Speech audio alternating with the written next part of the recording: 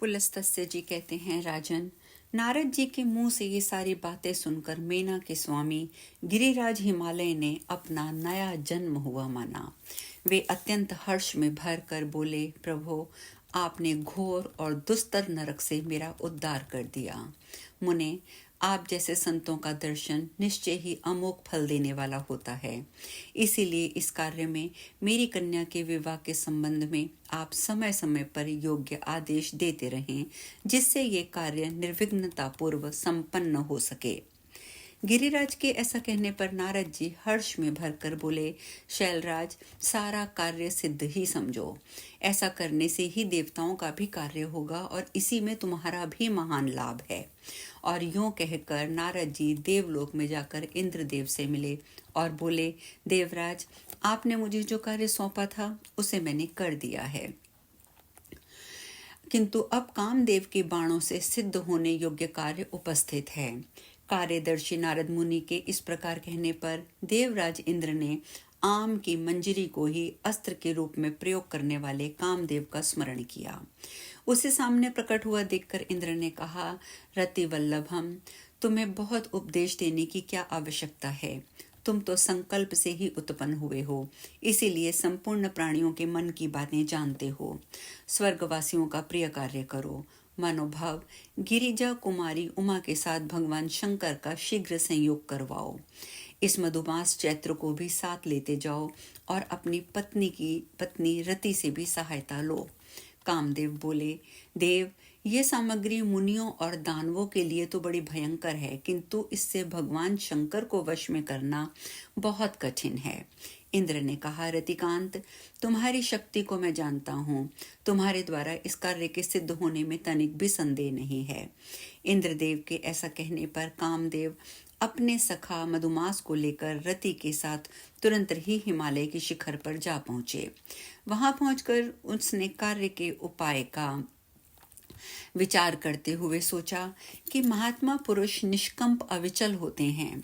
उनके मन को वश में करना अत्यंत दुष्कर कार्य है। उसे पहले ही शुद्ध करके उसके ऊपर विजय पाई जाती है। पहले मन का संशोधन कर लेने पर ही प्राय कार्य में सिद्धि प्राप्त होती है। मैं महादेव जी के अंतःकरण में प्रवेश करके इंद्रिय समुदाय को व्याप्त कर रमणीय साधनों द्वारा अपना कार्य सिद्ध करूंगा। ये सोचकर कामदेव भगवान भूतनाथ के आश्रम पर गया। वह आश्रम पृथ्वी का सारभूत स्थान जान पड़ता था। वहां की वेदी देवदारू के वृक्षों से सुशोभित हो रही थी। कामदेव, जिसका अंतकाल क्रमशः समीप आता जा रहा था, धीरे धीरे आगे बढ़ता गया।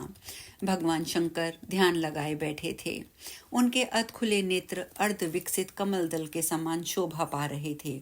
उनकी दृष्टि सीधी एवं नासिका के अग्रभाग पर लगी हुई थी। शरीर पर उत्तरीय के रूप में अत्यंत रमणीय व्याग चर्म लटक रहा था। कानों में धारण किए हुए सर्पों के फन से निकली हुई फुफकार की आंच से उनका मुख पिंगल वर्ण का हो गया था। हवा से हिलती हुई लंबी लंबी जटाएं उनके कपोल प्रांत का चुंबन कर रही थी। वासुकी नाग का युगोपवीत धारण करने से उनकी नाभि के मूल भाग में वासुकी का मुख और पूंछ सटे हुए दिखाई देते हैं। वे अंजलि बांधे ब्रह्म के चिंतन में स्थिर हो रहे हैं और सर्पों के आभूषण धारण किए हुए हैं। तदंतर वृक्ष की शाखा से भ्रमर की भांति झनकार करते हुए कामदेव ने भगवान शंकर के कान में होकर हृदय में प्रवेश किया। काम का आधारभूत व मधुर झनकार सुनकर शंकर जी के मन में रमण की इच्छा जागृत हुई और उन्होंने अपनी प्राण बल्लभा दक्ष कुमारी सती का स्मरण किया। तब स्मरण पथ में आई हुई सती उनकी निर्मल समाधि भावना को धीरे धीरे लुप्त करके स्वयं ही लक्ष्य स्थान में आ गईं और उन्हें प्रत्यक्ष रूप में उपस्थित से जान पड़ी। फिर तो भगवान शंकर उनकी सुध में तन्मय हो गए। इस आकस्मिक विघ्न ने उनके अंतःकरण को आवृत कर लिया। देवताओं के अधीश्वर शिव क्षण भर के लिए काम जनित विकार को प्राप्त हो गए, किंतु ये अवस्था अधिक देर तक ना रही। कामदेव का कुचक्र समझकर उनके हृदय में कुछ क्रोध का संचार हो आया। उन्होंने धैर्य का आश्रय लेकर कामदेव के प्रभाव को दूर किया और स्वयं योग माया से आवृत होकर दृढ़तापूर्वक समाधि में स्थित हो गए। उस योग माया से आविष्ट होने पर कामदेव जलने लगा, अतः वह वासनामय व्यसन का रूप धारण करके उनके हृदय से बाहर निकल आया। बाहर आकर वह एक स्थान पर खड़ा हुआ। उस समय उसकी सहायिका रति और सखा बसंत, इन दोनों ने भी उसका अनुसरण किया। फिर मदन ने आम की मोर का मनोहर गुच्छा लेकर उसके मोहनास्त्र का आघान किया। उसे अपने पुष्पमय धनुष पर रखकर तुरंत ही महादेव की छाती में मारा। इंद्रियों के समुदाय रूप हृदय के बिंद जाने पर भगवान शिव ने कामदेव की ओर दृष्टिपात किया। फिर तो उनका मुख क्रोध से लाल हो गया। आवेग से निकलते हुए घोर अहंकार के कारण वे और भयंकर प्रतीत होने लगे। उनके तीसरे नेत्र में आग की ज्वाला प्रज्वलित हो उठी। रौद्र शरीरधारी भगवान रुद्र का वह नेत्र ऐसा भयंकर दिखाई देने लगा मानो संसार का संहार करने के लिए खुला हो। मदन पास ही खड़ा था। महादेव जी के ने उस नेत्र को फैलाकर मदन को ही उसका लक्ष्य बनाया। देवता लोग त्राही त्राही कहकर चिल्लाते ही रह गए और मदन उस नेत्र से निकली हुई चिंगारियों में पड़कर भस्म हो गया। कामदेव के को दग्ध करके वह आग समस्त जगत को जलाने के लिए बढ़ने लगी। ये जानकर भगवान शिव ने उस कामाग्नि को आम के वृक्ष, बसंत, चंद्रमा, पुष्प समूह, भ्रमर और कोयल के मुख में बांट दिया। महादेव जी बाहर और भीतर भी कामदेव के बाणों से विद थे, इसलिए उपयुक्त स्थानों में उस अग्नि का विभाग करके वे उनमें से प्रत्येक को प्रज्वलित कामाग्नि के ही रूप में देखने लगे। वह कामाग्नि संपूर्ण लोकों को क्षोभ में डालने लगी। उसके प्रसार को रोकना कठिन होता जा रहा था। कामदेव को भगवान शिव के हुंकार की ज्वाला से भस्म हुआ देख रति उसके सखा बसंत के साथ जोर जोर से रोने लगी। फिर वह त्रिनेत्रधारी भगवान चंद्रशेखर की शरण में गई। धरती पर घुटने टेककर स्तुति करने लगी। रति बोली, जो सबके मन है, ये जगत जिनका स्वरूप है और जो अद्भुत मार्ग में चलने वाले हैं, उन कल्याण में शिव को नमस्कार है। जो सबको शरण में देने वाले और प्राकृतिक गुणों से रहित हैं, उन भगवान शंकर को नमस्कार है। नाना लोकों में समृद्धि का विस्तार करने वाले भगवान शिव को नमस्कार है। भक्तों को मनोवांछित वस्तु देने वाले महादेव को प्रणाम है। कर्मों को उत्पन्न करने वाले महेश्वर को नमस्कार है। प्रभु, आपका स्वरूप अनंत है, आपको सदा ही नमस्कार है। देव, आप ललाट में चंद्रमा का चिन्ह धारण करते हैं, आपको नमस्कार है। आपकी लीलाएं असीम हैं, उनके द्वारा आपकी उत्तम स्तुति होती रहती है। वृषभराज नंदी आपका वाहन है। आप दानवों के तीनों पुरों को अंत करने वाले हैं, आपको नमस्कार है। आप सर्वत्र प्रसिद्ध हैं, नाना प्रकार के रूप धारण किया करते हैं, आपको नमस्कार है। काल स्वरूप आपको नमस्कार है। कल संख्य स्वरूप आपको नमस्कार है। काल और कल दोनों से अतीत आप परमेश्वर को नमस्कार है। आप चराचर प्राणियों के आचार विचार का करने वाले हैं, आपके बड़े बड़े आश्चर्य हैं, आपको नमस्कार है। प्राणियों की सृष्टि आपके ही संकल्प से हुई है, आपके ललाट में चंद्रमा शोभा पाते हैं। मैं अपने प्रियतम की प्राप्ति के लिए सहसा आप महेश्वर की शरण में आई हूँ। भगवान, मेरी कामना को पूर्ण करने वाले और यश को बढ़ाने वाले मेरे पति को आप मुझे वापस कर दीजिए। मैं उनके बिना जीवित नहीं रह सकती। पुरुष परमेश्वर प्रिया के लिए प्रियतम ही नित्य सेव्य है, उससे बढ़कर संसार में दूसरा कौन है। आप सबके प्रभु, प्रभावशाली और प्रिय वस्तुओं की उत्पत्ति के कारण हैं।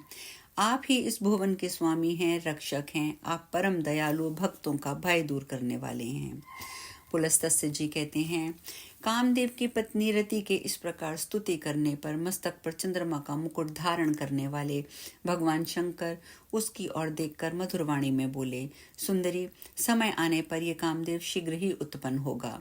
संसार में इसकी अनंग के नाम से प्रसिद्धि होगी। भगवान शिव के ऐसा कहने पर कामवल्लभा रति उनके चरणों में मस्तक झुकाकर हिमालय के दूसरे उपवन में चली गई। उधर नारद जी के कथानुसार हिमवान अपनी कन्या को वस्त्र आभूषणों से विभूषित करके उसकी 2 सखियों के साथ भगवान शंकर के समीप ले आ रहे थे। मार्ग में रति के मुख से मदन दहन का समाचार सुनकर उनके मन में कुछ भय उत्पन्न हुआ। उन्होंने कन्या को लेकर अपनी पुरी में लौट जाने का विचार किया। यह देखकर संकोचशीला पार्वती ने अपनी सखियों के मुख से पिताजी को कहलाया, तपस्या से अभीष्ट वस्तु की प्राप्ति होती है। तप करने वालों के लिए कुछ भी दुर्लभ नहीं है। संसार में तपस्या जैसे साधन में रहते हुए लोग व्यर्थ ही दुर्भाग्य का भार ढोते हैं। अतः अपनी अभीष्ट वस्तु को प्राप्त करने की इच्छा से मैं भी तपस्या करूंगी। यह सुनकर हिमवान ने अपनी पुत्री से कहा, बेटी उमा, ऐसा ना करो। तुम अभी चपल बालिका हो। तुम्हारा शरीर तपस्या का कष्ट सहन करने में समर्थ नहीं है। बाले, जो बात होने वाली होती है वह होकर रहती है, इसीलिए तुम्हें तपस्या करने की कोई आवश्यकता नहीं है। अब घर ही चलूंगा और वहीं इस कार्य की सिद्धि के लिए कोई उपाय सोचूंगा। पिता के ऐसा कहने पर भी जब पार्वती घर जाने को तैयार नहीं हुई, तब हिमवान ने मन ही मन अपनी पुत्री को दृढ़ निश्चय की प्रशंसा भी की। इसी समय आकाश से दिव्यवाणी प्रकट हुई, जो तीनों लोगों को सुनाई पड़ी। वह दिव्यवाणी इस प्रकार थी, गिरिराज, तुमने उमा कहकर अपनी पुत्री को तपस्या करने से रोका है, इसलिए संसार में इसका नाम उमा होगा। ये मूर्तिमती सिद्धि है, अपनी अभिलिषित वस्तु को प्राप्त कर अवश्य करेगी। ये आकाशवाणी सुनकर हिमवान ने पुत्री को तप करने की आज्ञा दे दी और स्वयं भवन चले गए। पार्वती अपनी दोनों सखियों के साथ हिमालय के उस प्रदेश में गई जहाँ देवताओं का भी पहुंचना कठिन था। वहां पर शिखर परम पवित्र और नाना प्रकार की धातुओं से विभूषित था। सब और दिव्य पुरुष और लताएं फैली थी, वृक्षों पर भ्रमर गुंजार कर रहे थे। वहां पार्वती ने अपने वस्त्र और आभूषण उतारकर दिव्य वल्कल धारण कर लिया। कटी में कुशों की मेखला पहन ली। वह प्रतिदिन 3 बार स्नान करती और गुलाब के फूल चबाकर रह जाती थी। इस प्रकार उसने 100 वर्षों तक तपस्या की। तत्पश्चात 100 वर्षों तक हिमवान कुमारी प्रतिदिन 1 पत्ता खाकर रही। तदंतर पुनः 100 वर्षों तक उसने आहार का सर्वथा परित्याग कर दिया। इस तरह वह तपस्या की निधि बन गई। उसके तप की आंच से समस्त प्राणी उद्विग्न हो उठे। तब इंद्र ने सप्तऋषियों का स्मरण किया। वे सब बड़ी प्रसन्नता के साथ एक साथ वहां उपस्थित हुए। इंद्र ने उनका स्वागत सत्कार किया। इसके बाद उन्होंने अपने बुलाए जाने का प्रयोजन पूछा। तब इंद्र ने कहा, महात्माओं, आप लोगों के आह्वान का प्रयोजन भी आप सुन लीजिए। हिमालय पर पार्वती देवी घोर तपस्या कर रही है। आप लोग संसार के हित के लिए शीघ्रता पूर्वक वहां जाकर उन्हें अभिमत वस्तु की प्राप्ति का विश्वास दिलाकर तपस्या बंद करा दीजिए। बहुत अच्छा कहकर सप्तऋषिगण उस सिद्ध सेवित शैल पर गए और पार्वती देवी से मधुरवाणी में बोले, बेटी, तुम किस उद्देश्य से यहाँ तपस्या कर रही हो? पार्वती देवी ने मुनियों के गौरव का ध्यान रखकर आदर पूर्वक कहा, महात्माओं, आप लोग समस्त प्राणियों के मनोरथ जानते हैं। प्रायः सभी देहधारी ऐसी ही वस्तु की अभिलाषा करते हैं जो अत्यंत दुर्लभ होती है। मैं भगवान शंकर को पति रूप में प्राप्त करने का उद्योग कर रही हूँ। वे स्वभाव से ही दुराध्य हैं। देवता और असुर भी जिनके स्वरूप को निश्चित रूप से नहीं जानते, जो परमार्थिक क्रियाओं के एकमात्र आधार हैं, जिन वीतराग महात्मा ने कामदेव को जलाकर भस्म कर डाला है, ऐसे महामहिम शिव को मेरी जैसी तुच्छ अबला किस प्रकार आराधना द्वारा प्रसन्न कर सकती है। अब हम कथा में यही विश्राम लेंगे। आगे की चर्चा कल करेंगे। हरे कृष्णा।